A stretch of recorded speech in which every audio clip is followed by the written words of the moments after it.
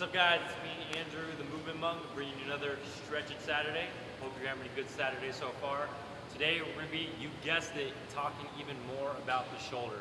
Now, the past couple episodes, I've showed you a lot of cool shoulder stretches, that will make the muscles feel good, after you've been like sitting all day or doing whatever. But I want to talk about something different. So, force is the language of the cells. Now, what does that mean? You need some sort of like stress or adaptation for the body to adapt to. Meaning if you're just passively stretching, that feels great and good on you for doing that. But if you actually want to create real change, if you have a restriction in your upper head mobility, you need to do some stuff beyond just passively stretching. So I'm going to introduce 3 things today with you that'll help you out. So the first thing we're going to do is just called a slide out. So you're going to grab a towel. It doesn't have to be clean. This one isn't. And here's what it looks like.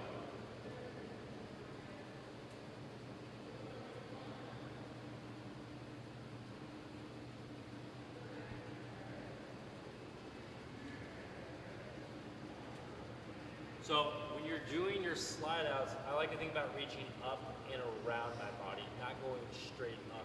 What this does, it creates more stretch on our lat muscle. That's going to be a big focus of today. So remember to reach up and around and move with control. Okay, let me show you just 5 on the other side.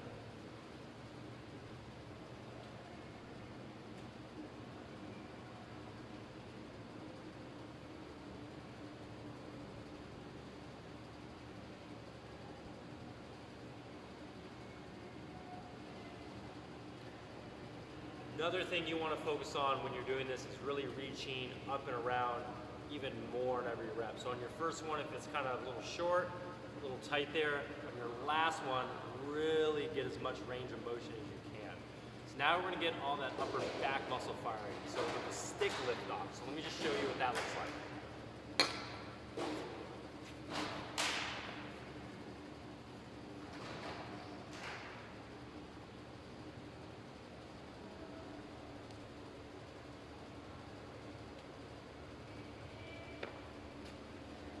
Let's suck a little bit, have fun with that.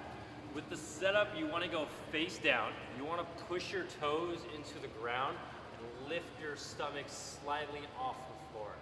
So make sure you're not arching at that low back. And if you actually think about lifting your stomach off the floor, it's going to help prevent that and keep your back straight.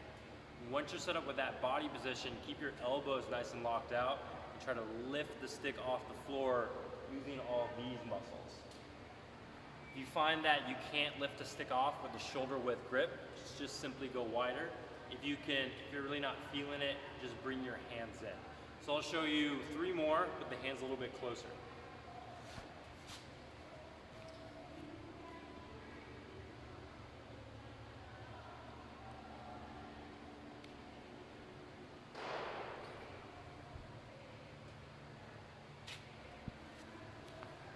All right. Now the last thing we're going to do is a bottoms up kettlebell press. These are great because it helps put the shoulder in a good centrated position. And it's going to help with your actual overhead mobility and control. So let me just show you a couple reps like that.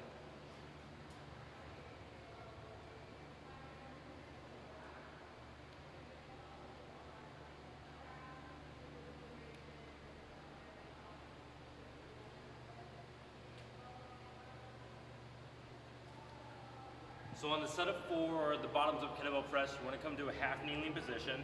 And I like to press with the opposite arm my leg is forward. So if my right leg is forward, I'm doing my bottoms up kettlebell presses with my left arm. The second thing you want to think about when you're doing this, it's less about grip. So you don't want to hold on to it as hard as you can. My hands are actually pretty relaxed, and it's more about the shoulder position. So let me show you a couple more on the opposite side. Standing nice and tall, there's no movement happening at my torso. I really feel it here in my shoulder.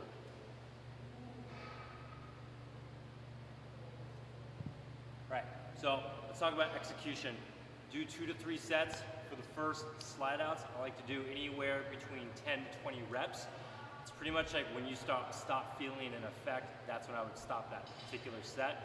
For the stick lift-offs, I would do 10 reps, and on that 10th one, hold it off the ground for about 10 seconds, And then for the kettlebell presses, you're gonna keep it low, just do 5 per side. And again, I like to do 2 to 3 sets of this before I start going overhead for the day. Let me know how it goes, and I'll see you guys next time.